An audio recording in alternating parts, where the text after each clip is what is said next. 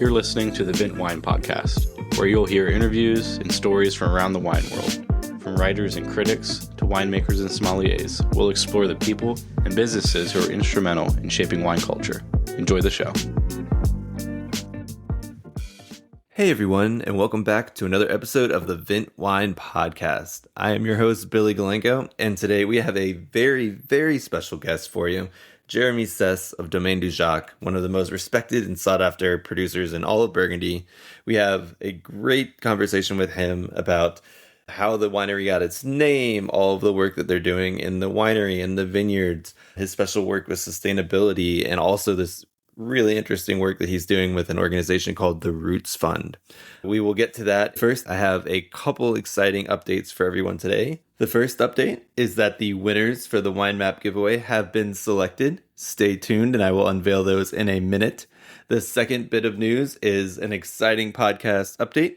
We have a new segment that will be rolling out next Monday. So we are not going to have wine news this week because starting next Monday, we are going to have a new segment called The Wine Report.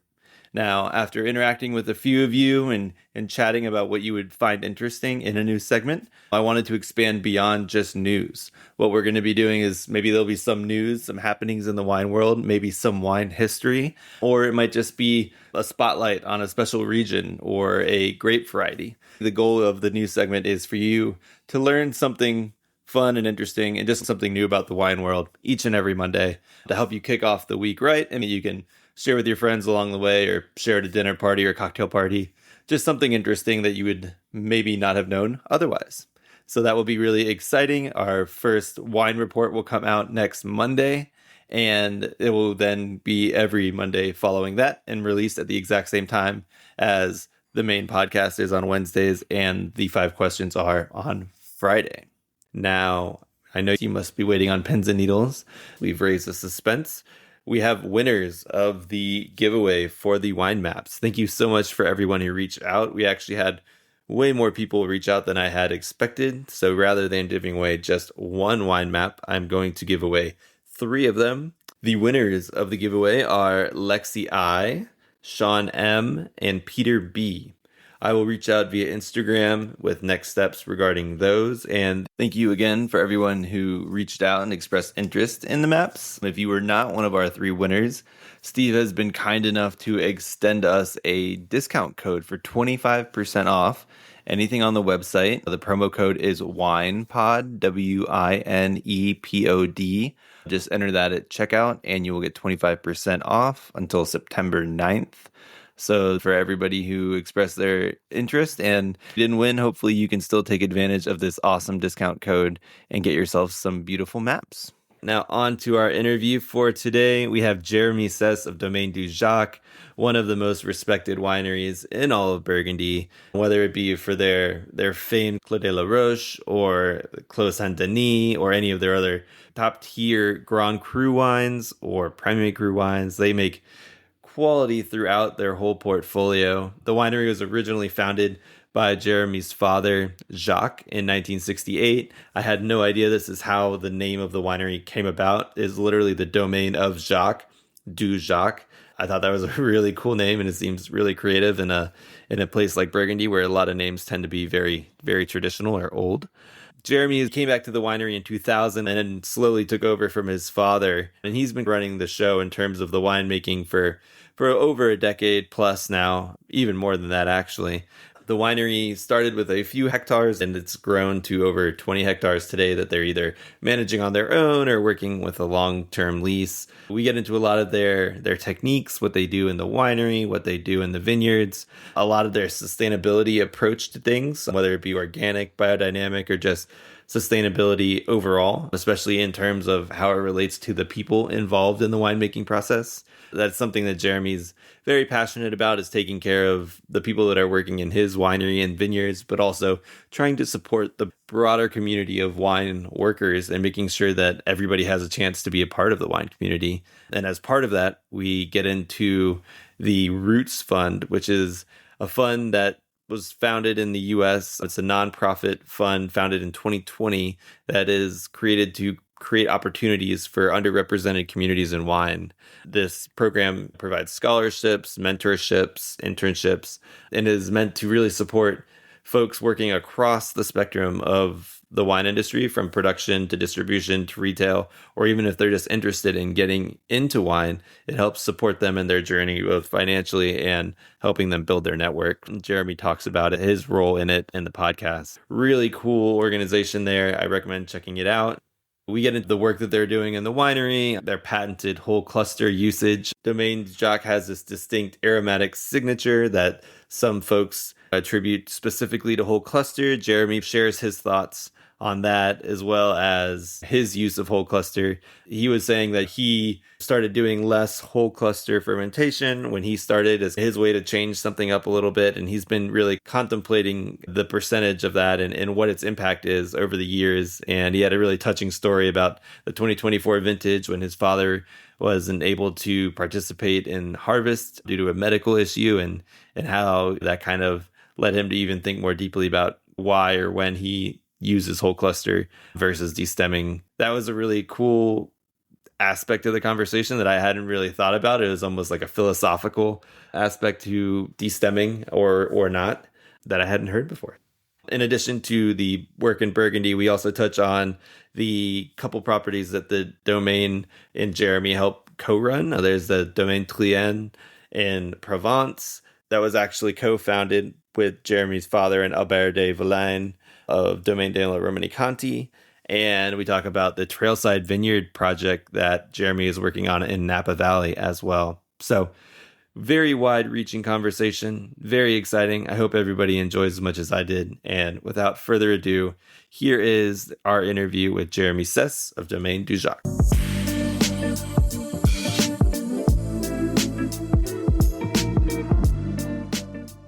Hi, Jeremy. Thanks so much for joining today. Billy, thank you for having me. I was hoping to be able to stop when I was in Burgundy in March. Didn't quite make it, but this is as close as I'll get until I go back to Burgundy. So I'm really excited to dive into such a heralded estate. Well, we were sorry to miss you, but yeah, sometimes the calendar doesn't work out. Oh, yeah. Yeah. No, your team was doing everything they could to have me. But yeah, unfortunately, I was on an MW study trip and our timeline was really short. So it was tight. But I'm excited to share your story today with our listeners. Can you maybe give a little bit of background on, first, I guess, your family estate and then or domain, and then also you yourself? Sure. Our family estate is Domaine Dujac, and that's the main one. My father started in 1968. It literally means Domaine of Jacques. My father is Jacques Seysses. It's in Morey-Saint-Denis in Burgundy. My father started, the domaine was 4.5 hectares. We're now close on 20 between what we own and what we have long-term leases on, métayage or fermage. We are mostly in the Côte de Nuit, going from Gevrey-Chambertin to Nuit-Saint-Georges, but we also have 2 long-term leases on some vineyards in Puligny, in the Côte de Beaune, Puligny-Folatière and Puligny-Combette.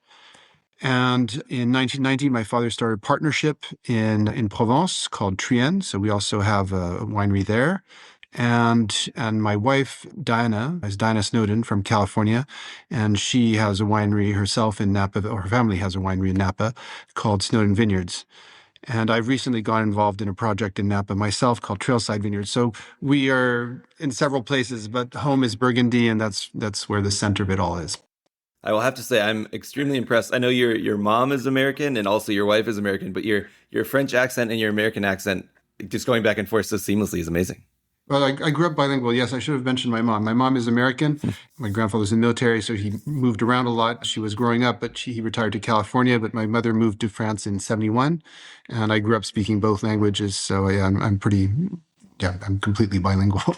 Yeah, it's so smooth. Very, very nice. So when you grew up, obviously, in France and Burgundy, and then you went away to school, were you into wine when you left? Have you always known you were going to go work at the Domaine, or was it something, a spark when you were studying that got you back into wine? No, I did not always know. I used to work my summers. I worked 6 summers in a row at the Monterey Bay Aquarium as a volunteer in what was at the time called husbandry and then became the life sciences department. I really liked conservation. I enjoyed working with animals, so biology was big, and I wanted to keep the door to winemaking open. But it was, I don't know, when you're a teenager, it's what your parents do. And what your parents do is something you know about but don't know about, and it's what old people do, not what you as a younger person might want to do, and that sort of thing. So I wanted to keep that door open because it seemed interesting, but at the same time, I'm not sure if it was a matter of not wanting to give them the satisfaction or just not understanding what was involved. But yeah, my interest turned elsewhere. But when I went to university, there was a wine tasting club and I joined that. And then it became something that my generation, or I had people from my generation to get involved with and to talk to and to share what rapidly became an overwhelming passion. So anyway, that tipped the scales strongly. Also, it helped that, so I started college in 94 and on October 15th, and harvest came before that. So I got to do a full harvest and worked a whole harvest, mostly in the winery alongside my dad, which was actually not super comfortable for a first experience. I think more neutral territory would have been better, but in retrospect, but anyway, and I asked to be transferred to the vineyards because that put a little bit more distance and felt a little bit more my level at the time. So I did that, but I really liked it. I enjoyed working with our team. I enjoyed working with all the pickers at the time. It's hard physical work, which I enjoyed. I felt like the effort felt useful, which was good. And yeah, no, that convinced me that there was more to it than I initially thought. And so then after joining that wine club, which was tastings, but also a blind tasting component to it, was really good. That there was no turning back after that. You were at Oxford for university, right? And I think Exactly. we've had a number of guests. I feel like that club is just turns people into wine professionals. We've had a number of people. Yeah, there are a few famous alumni, Jancis Robinson, not least among them. Although I'm not sure if she joined the wine circle when she was a student. I think she didn't. She was.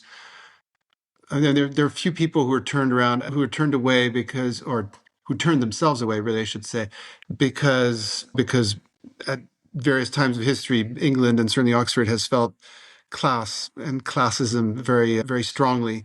And so at times that club has been a refuge of public school, meaning private school in England for some reason. But yeah, boys and a bit of a boys club. We were under real pressure to keep things fair at the time and did so. The membership was pretty much 50-50 men and women. And we really worked hard to keep people from all sorts of backgrounds. Just it was a question of enthusiasm rather than what school you'd been to. That was France is a country of revolutionaries, so we like systems that are accessible to all. I wanted to ask one macro question, and we can get into a little bit more specifics about your domain and how it works. But as you're a second generation, or I guess moving on from your father's time running the winery, I think we're in a period in Burgundy as a whole where this is happening. There's a lot of transition, and maybe some where it used to be father, son, daughter, and father as well teams, it's more and more moving the father or the mother is stepping down full time and you're taking the full reins. Have you seen, how has that transition gone with you guys? Are you still working closely with your dad? And then are you in touch with other Burgundy or winemakers or wine growers doing the same? I came back full time in 2000, and so the transition. I came back full time 2000. My brother Alec came back full time in 2003. We worked together, and my wife Dinah also works at the Domaine. She's a trained enologist. She went to Davis, and so the three of us work together.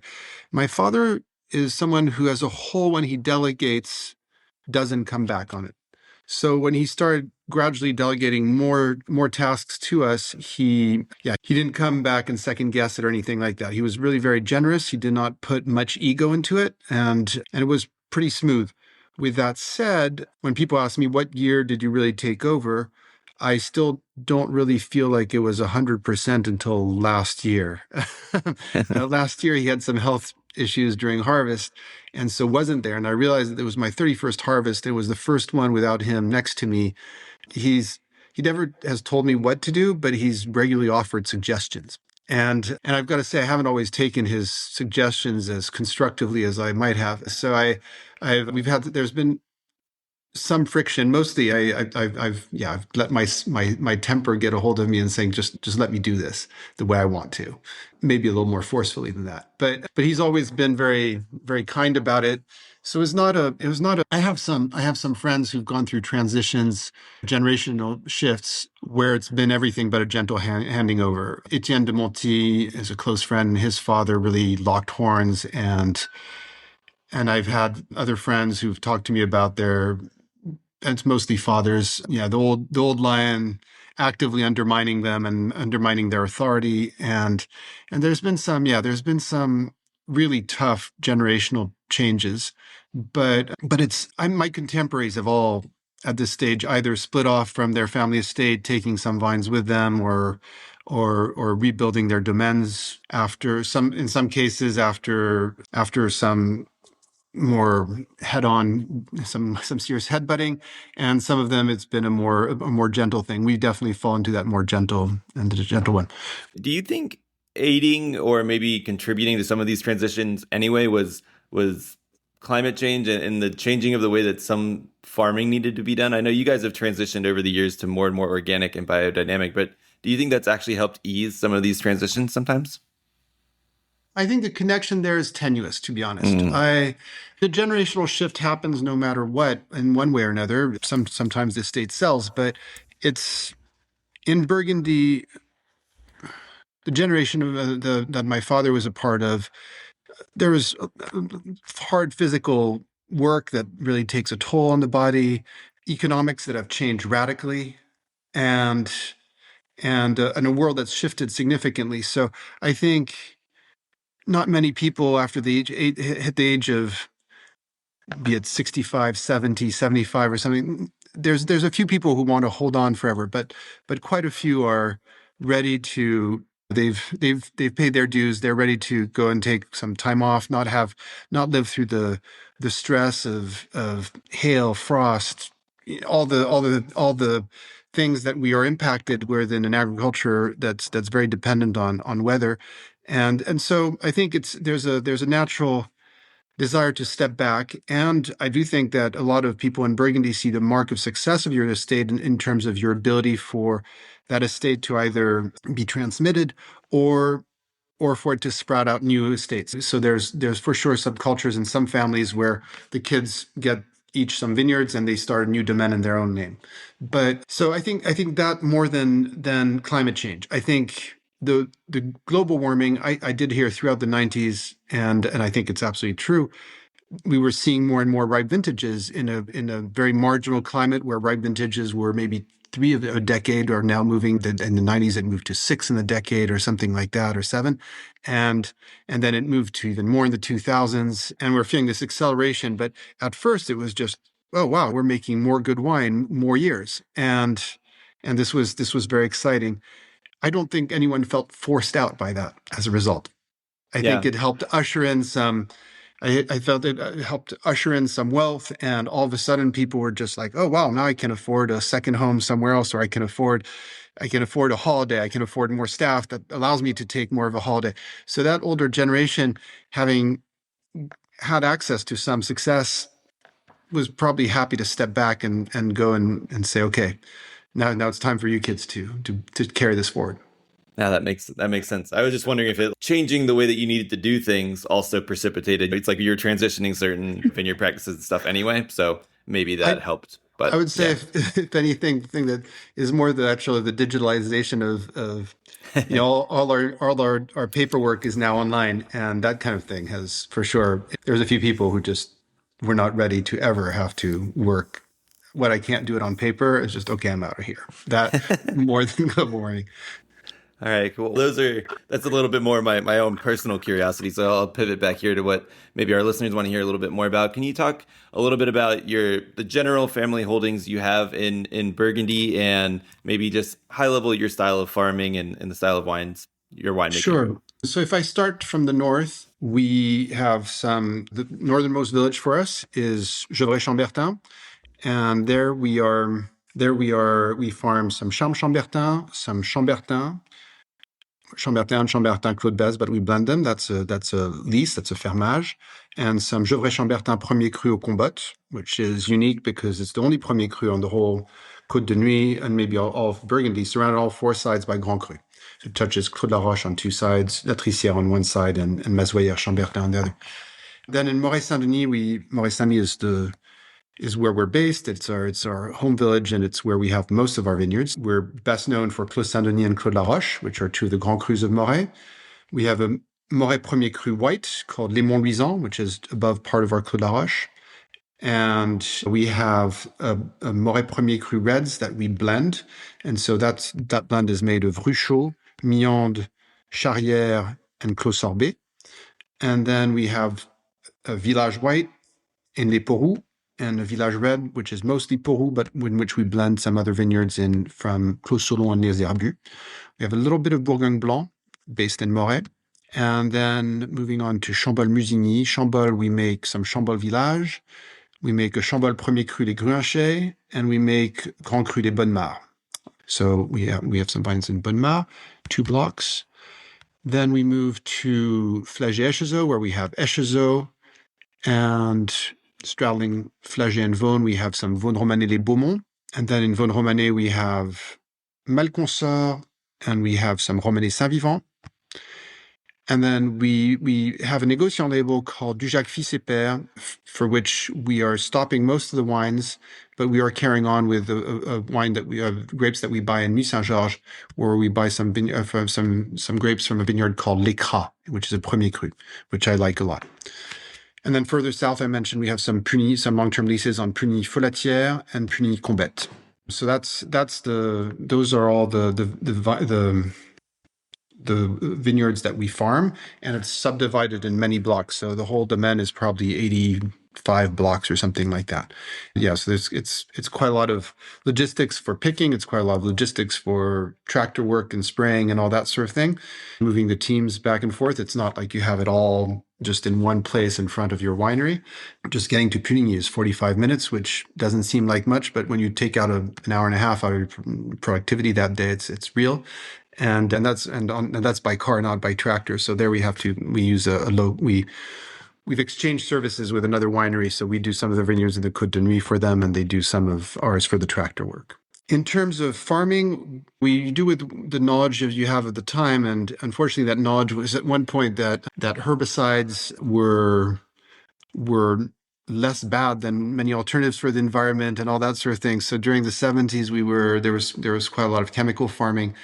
In the late 80s, my father has had an ecological conscience, and my mother too, for a long time. My mother never would allow us to take a plastic bag in supermarkets and that sort of thing. She was very deeply ingrained those little things. But so we've been early supporters of organic, but we just lacked the tools and probably the people, honestly. And so we moved to organic. We did a course in biodynamics in 2001.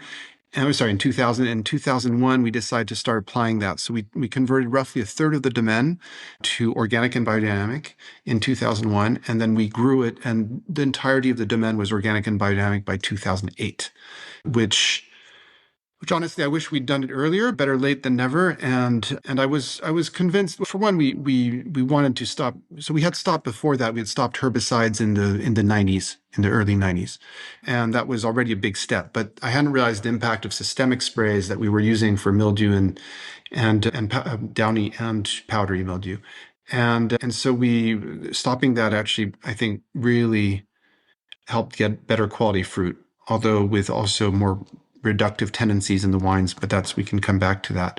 But anyway, so that, we're very pleased to have done that. We're very dedicated. We are not absolute biodynamic zealots, but we have in our trials seen small effects in it that we don't quite explain, but I think it comes down to the quality of observation you've got to have some of the thinking process of this holistic thinking of looking at your vineyard as an active ecosystem rather than a monoculture is maybe just a little bit more entrenched. And some of the sprays, like the cow horn dung, the 500 spray, does seem to have an impact on soil structure, which then gives subtle improvements to everything. And the 501 in terms of structure of canopy also does seem to have a real effect. So and those are two of the pillars of biodynamic spraying, and those have been helpful.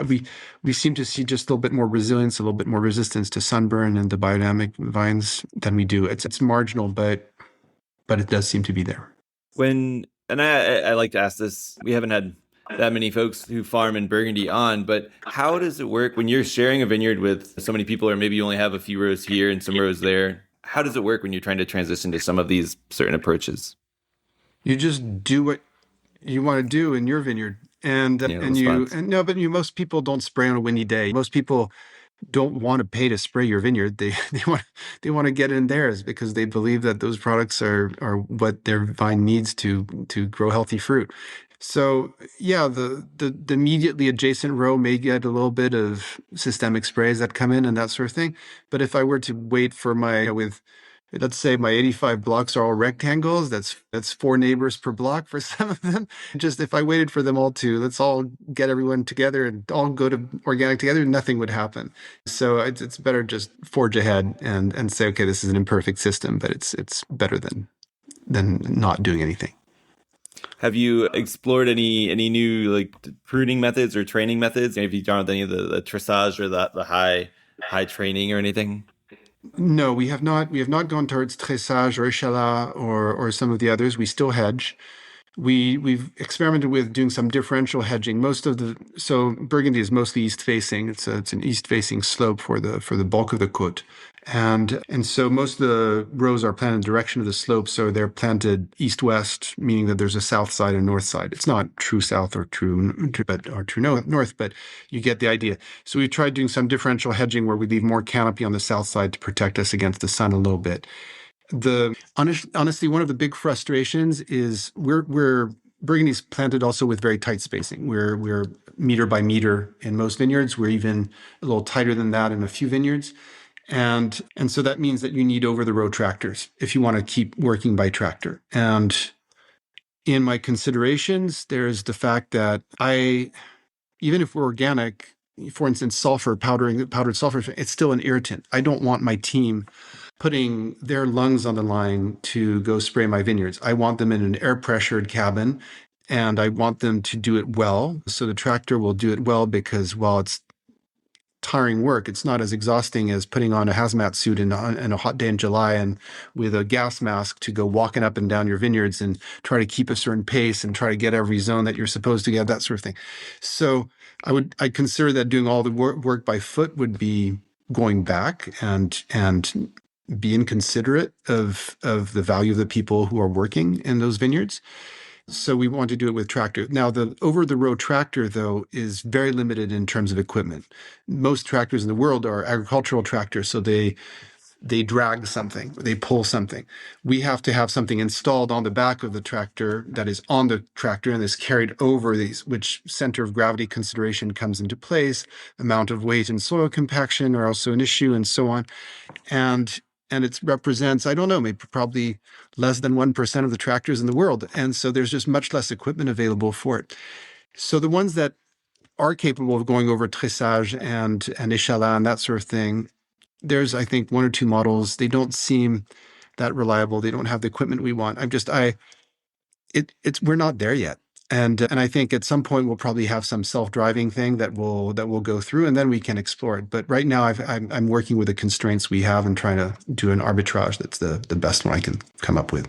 That makes a ton of sense. I hadn't thought about the pressure controlled cabin before. So on that note, before we transition over to talking about your winemaking, do you want to talk a little bit about like we were talking about the sustainability that you do in the vineyard? Do you want to talk about how sustainability extends beyond the vineyard to the people and in other parts of your process? One of the recurrent topics is, and it is not just viticulture, but is just people saying how hard it is to hire people, and this certainly applies to vineyards or to vineyard work. And in Burgundy, we're not especially dependent on an immigrant workforce, but the U.S. certainly is, and a number of other countries in Europe are as well. And we have mostly a local workforce, but it's still not everyone's dream to go and be pruning under the rain in winter or in the snow in winter. And our vines, I said, are tight, they're low. And so it's backbreaking work. It's a real job. And I think that there's been issues with people not recognizing the value of these works. These workers were all considered essential workers during COVID, and rightly the vines didn't stop growing just because there was a pandemic going on. But this would apply to all of agriculture and the people feeding us and so on. So I think it's very important to recognize the value of the people who do this work. I think it's important to recognize it monetarily. I think it's important they have decent salaries. To quote Beyonce, she said at some point, "Put some respect on my check." And I think that's an important thing to do. And with that in mind, I think it's also important to make sure that everyone feels welcome in the wine business. And so I've been during COVID, actually, this was one of those projects that was born during that. Some friends started something called the Roots Fund, and I was an early supporter, and I joined them, and the Roots Fund is based in the US and concerns itself with promoting or supporting the careers of people who are underrepresented in the wine business. And it can be from anywhere from production to distribution to imports to logistics or whatever else. So people have come to us with their projects, and it's been very gratifying because where we've done some climate activism, it's very hard to actually get tangible results, but it's much easier to impact one person's or one individual's career in a positive way. But I think it's a crucial area of sustainability because we need access to the best people. And to have access to the best people, everyone must feel capable of applying and having a career in your job. That's where a real meritocracy, or the way a real meritocracy works. And here I am, the son of a winemaker who's inherited his wine estate. And I feel like I've got to earn my place every day. And it's not a career that's available. So I have huge privilege, but at the same time, if I don't use that to help other people make my industry better, then it's a wasted privilege. And I'm very attached to helping further careers in that particular way. And I think it can take any number of forms. It can take financial support. It can be giving access. It can be giving people time. It can be saying yes at a time when maybe you feel like saying no because whatever. And I think that the wine industry that occasionally markets itself on exclusivity Burgundy is not unlimited. My Grand Cru production is not unlimited. I do have to say no a lot, but I do want to find opportunities to show the wines to people so that they can see what it's about, so they can understand whether this is something they wish to aspire to consuming one day or not, or our vineyard work. Vineyard work is, I think, work that has real dignity and value, as I said. And I think, again, people should feel welcome. But if you do vineyard work, but maybe not just vineyard work, where sometimes there's an overrepresentation of in the U.S., for instance, Central American immigrants or immigrant descendants. But where's the representation in management? Where's the representation in the winery? And so I think that's we're doing progress on that, but we need to do better. Same in restaurants, where back of house and front of house frequently don't look the same. And I think there's ways to do better and to support, and representation is hugely important. So I'm very attached to that, and I see that as one of the core pillars of sustainability, and true sustainability at least. That's fantastic. Do you have any specific examples that come to mind of some of these folks that you've worked with through the program that are doing some awesome things? Sure. So during the pandemic, this guy called Darren Clark applied to the Roots Fund. He was a chef in North Carolina, I think, or South Carolina. I think it was North Carolina. Anyway, he decided he was interested in wine and wanted to get started in that direction. And so he, through the Roots Fund, he applied for a scholarship and saying he wanted to join production. He went to work in Napa, where he worked with Lawrence Family Estates. So he worked mostly with Haynes Vineyard. He learned a lot there, vineyard work and in the winery. And in 2021, he came to do harvest in Burgundy with me. And I got to know him better during that time. He then, after we finished harvest, I encouraged him to go and help my friend Rado, who was still at Vieti at the time. So he went to do the Nebbiolo harvest at Vieti and finished that. Then he went back to Napa for a while. From Napa, he went to Oregon, where he started working for Domaine Dujac, Oregon, and he's now an assistant winemaker for Domaine Dujac, Oregon. So he completed an enology degree, and he transitioned his career completely, and he's doing great in Oregon and making some great wines, and super proud of his achievements. Wow. Yeah, And that's incredible. we've also got a couple scholarships we support with the Burgundy School of Business. One's the people can apply for either an MSc or through the Roots Fund, or an MBA in wine and spirits business management. And those are both 1-year courses. And we've had at this stage a few scholars go through, I think 6 anyway. And they're all gone from, you have to be a graduate of an HBCU to historically black college or university to apply for the scholarship. But they are now, one of them is about to open her wine shop. Another one works in distribution, and they've been, one of them is working for Catena in Argentina. We've had some good, some nice career starts. Wow, that's fantastic. So if people want to learn more, they can go to therootsfund.org. Is that right? That's right. Rootsfund.org. Perfect. Cool. That I will definitely go learn more. But I love that story. I grew up in southeastern Virginia, so I know what the scene in North Carolina and in South Carolina is, and it's very much kind of a wine desert. At least it was when I was growing up. So it's really interesting to be able to empower somebody to go from there and experience all of these things. So that's a great example. Cool. Then let's pivot back here a little bit to the winemaking, and I also want to make sure we touch a little bit more on your work on Provence, but also the trail side. Dujac has traditionally, at least your dad was known for using a lot of stems, that being one of his hallmarks. Is there any? I know you guys depends on the vintage. Is there anything that's a distinctly Dujac style, or what do you go for in the winery? For sure. We didn't own a destemmer until 2000. And it was not because I came back that my dad bought it, but because he'd used destemmers in the past a few times in specific winemaking conditions. 91 after a hailstorm, 98 because of the sunburn that we had in that year. And he just where he intuitively felt like he wanted to stem a small fraction, but most of the years it was 100% whole cluster.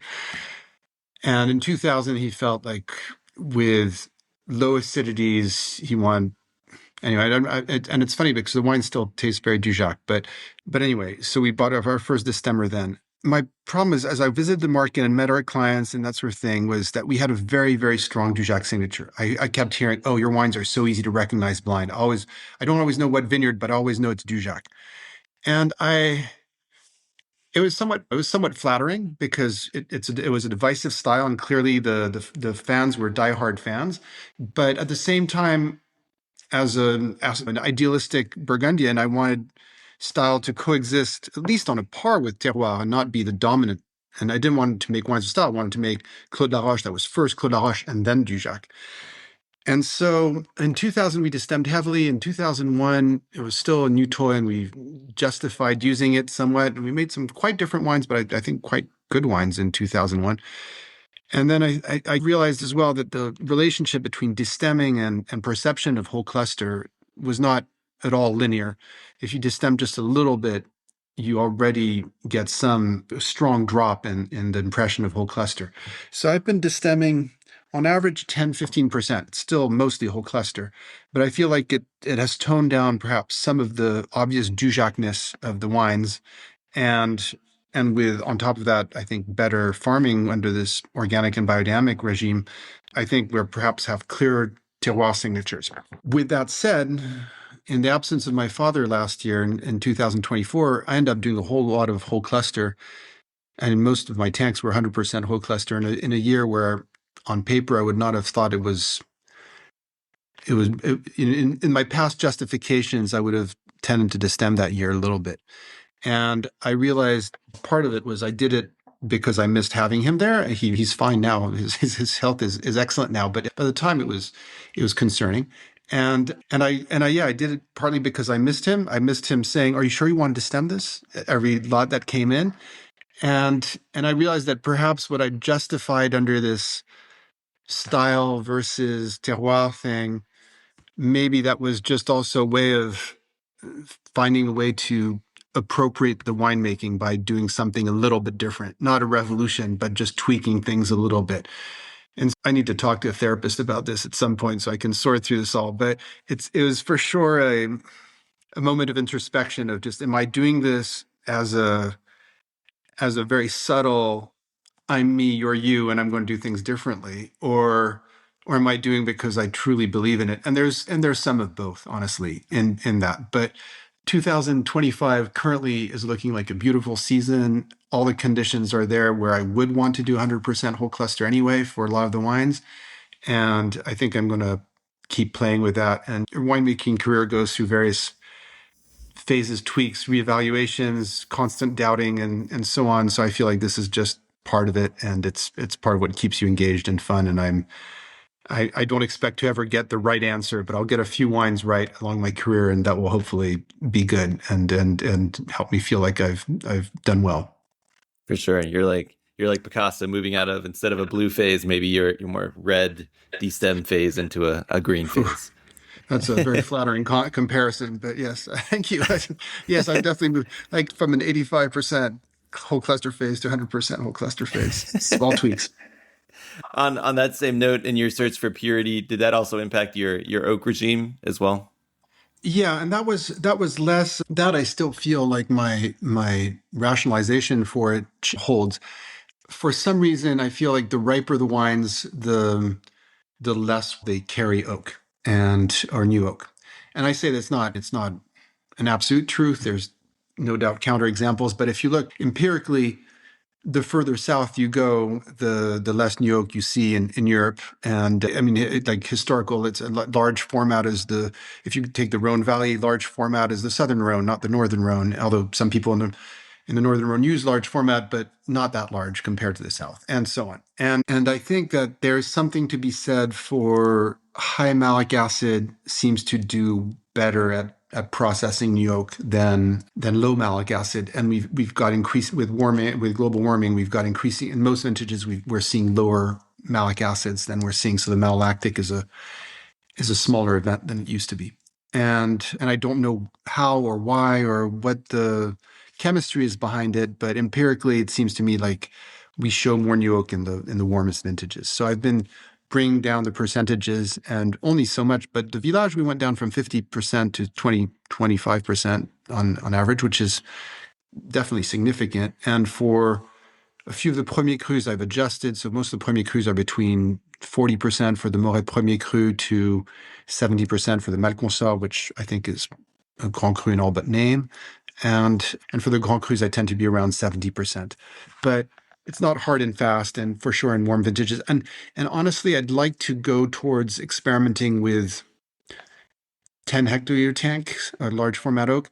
It's not an easy thing to do because in 2024, that thing would have stayed empty probably, because I just don't, some of my cuvées are really pretty small, and a 10 hectoliter tank turns into a big trial. And so it's not necessarily the most obvious container to experiment with in Burgundy. It'd be easier if I had La Maréchale or Côte or something like that, where it would be only a fraction of the total. But at some point, that's something that I want to do, because I think it will make sense as time goes on. Yeah, that would be fascinating. Cool. Let's take a little transition outside of Burgundy. Then, do you want to talk a little bit about the wines you guys make in Provence and your trailside work as well? Sure. So in Provence, we have this winery called Trienne. Trienne is making, like a lot of Provence wineries, mostly rosé. It's about 75% of our production. I think Provence is 90% rosé or something at this stage, but so we're still a bit less than that. For the rosé, some of it is it's a blend of grapes that we farm, grapes that we purchase. There's even a little bit of wine that we purchase sometimes to top things off. So it's a négociant wine. I think it was a real learning curve. My father came in, it was mostly doing rosé, but the cheapest rosé to be sold in bulk to bigger houses. And when I say cheap, it was shockingly inexpensive. When I was there, it was 50 cents a liter or something. For people would come in with jugs and have them fill it at like a gas pump type of thing. And so yeah, that's $2 a gallon or something like that. Anyway, but it would have put $2 Chuck out of business, and except if it had been good, and it wasn't. So my father really focused on red and white initially, which were commercially super hard to sell. If you're not in Vendôme, no one is really looking at Provence reds. They're looking at Provence whites a little bit more. Viognier was the big white grape hope of the time, and so we have quite a lot of Viognier on the property, which is an interesting case actually of Viognier on limestone, which is completely different texture, aromatically very similar, but very different mouthfeel to the Rhone Viogniers, which are on acid soils, which tend to be much more oily in terms of texture. So that's quite interesting. But Trient is in altitude. And so what we do, I think, is wines of freshness. People think south of France, they're imagining Châteauneuf-du-Pape or that sort of thing. The fact is it's a lot cooler. It's a lot more limestone and the type of rocks we have. It's distinctly arid, and until recently we didn't have any irrigation. So the wines could be potentially for reds quite tannic and quite high acid, in a way built like some Italian wines can be. And what we try to do is wines of freshness. And we value acidity. That's the Burgundian side or northern French side in us. And we're pleased to make whites that have acidity. And we try to bring our Burgundian precision to it, to just the site is capable of freshness. So we try to make wines of freshness over there. And actually at Trailside, it's not radically different. I feel like I met with Carlton. We started talking about this a bit before COVID. Then we carried on the conversations, and that clinched things during that time of lockdowns. He wanted to do a collaboration with someone who was not a habitual Cabernet winemaker. So clearly the mandate was not to try to replicate what people with considerable Cabernet experience are doing, because otherwise you would hire someone who's got that experience. So he wanted something different. So we started thinking about a protocol and doing some things. And I had the luxury of they were willing to experiment, and if it didn't pan out, then not release the wine, find a home for it. And so we settled on experimenting with some submerged cap, which is something I've seen in Piedmont at my good friend Luca Corrado's, among other places, and which I thought would be really interesting to try with some other grapes. Because you see this kind of curve of the extraction of tannins. The tannins go up, and then them polymerizing, and the wine's becoming more supple. And I thought with Cabernet that could hold some interest. We wanted to do some wines that were lower in alcohol. And honestly, the first years were perhaps a little too low in alcohol, but because the first year was, I think, it was 2020, it was just under 12%, which is really too low in Napa Valley. So we haven't released that wine. But yeah, some early picking, but trying to adapt the farming for that, and perhaps reasoning the irrigation and the crop load so that things ripen without putting on too much alcohol or too much sugar. And also putting in a fraction of whole cluster. We were talking about a whole cluster, because I think that even though that potentially results in less acidity, aromatically can bring freshness. And I think that had a potential place. And again, that implies rethinking your irrigation regime some. But at the time with Nico Cueva and now with Matt Taylor, I think those are two guys who had good experience on that front, and I think good intuitive sense of what to do. And so that's what we're doing. But yeah, no, it's interesting. I find that type of project can be really, and it would be easy to fall into a routine potentially, and things are going well in Burgundy. We have a big team of really good people. We get to experiment. We get to do things. We do things at our own pace, one step at a time. But it's quite comfortable, honestly. And I think it's important for me, at least, to move out of those zones of comfort and try something new in order to stay engaged, to ask questions. So for a while, I did some technical consulting. From 2012 to 2020, I did some technical consulting in California. And it made me rethink our whole process about what parts were maybe universal truths or universal truths for Pinot and Chardonnay, but not necessarily capable of transposing to other areas and some others. So it's just you take a process that maybe you've grown very comfortable and used to and familiar with, and which you take for granted, and then you move that out and you look at other people's processes, and you see what parts register, what parts seem, I don't understand that. And so it's just, I don't know, I like the mechanics of the whole thing. Yeah, for sure. It's a little bit of a mental exercise, just keeping your mind fresh rather than just like atrophying. It's like a muscle, kind of. Yes, exactly. Yeah, and that's really interesting, the submerged cap. We had Stephen and Prue Henschke on a little while back, and they almost exclusively use submerged cap too. And similar, I can imagine the mouthfeel based on that as well, with really ripe fruit. Awesome. As we're wrapping up here, I know you had mentioned looking forward, maybe trying some larger format casks for aging some of the Dujac. Is there anything else that you have on the roadmap or looking forward you're excited about? We're playing around with cover crops some, and we're planting some trees around our vineyards and all that sort of thing. There's people who are more ahead of us in this process, but I would like to. And there's this thing about Burgundy which is a little perverse. We're planted really low to the soil because for a long time we were a marginal climate that needed the radiant heat to ripen. This radiant heat's now becoming more of a liability, so we're planting cover crops to try to limit the heat radiation off the ground, off the soil. And I feel like some colleagues have gone all in on this, and it's been a little bit violent, honestly, observing it on their vineyards in dry years because the competition is real. But we've been trying to keep grass a little longer every year, try to get the vineyards into a place where we can transition to a fuller cover crop most of the year or all of the year, or most of the vineyard, but maybe not directly under the vines or that sort of thing. And that's something that I'm excited to look and observe over for more duration. I'm also, as I mentioned, the trees. I think the trees are a good source of biodiversity. They provide shade. So I think that's something that can be a value of having, again, trying to think of things more holistically. The trees, on the other hand, are a hard one to do without your neighbors being on board. And because they take space, they create shade, and if someone doesn't like your tree at some point, they're going to make sure that tree doesn't live too long.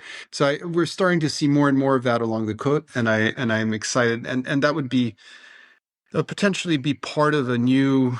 We need some new momentum and some new impetus in these kind of grower associations that every village has that work on appellations and so on. We used to have villages that were very collaborative, and because I'm a producer of Clos de Roche, but there's 20 or 30 other producers of Clos de Roche, and we share that name. So we have this, in a way, shared branding that we have, and implies that we all have to agree about what production rules are. We have to agree about promoting it in a way that makes sense for everyone. And so that requires a lot of collaboration. And we've seen as things have gotten more, people are looking more for individual solutions than they used to because they have the means now. And that's good. But I think this kind of building communal solutions is part of the makeup and fabric here. And I'm looking forward, for big problems, we'll need this kind of collaboration. So I'm looking forward to a few trial runs, like planting more trees in the vineyard. That would be good. Fantastic. I'm looking forward to seeing how those developments play out in recent years, but I think that's a perfect spot to leave it. Thank you so much for your time today. Thank you, Billy.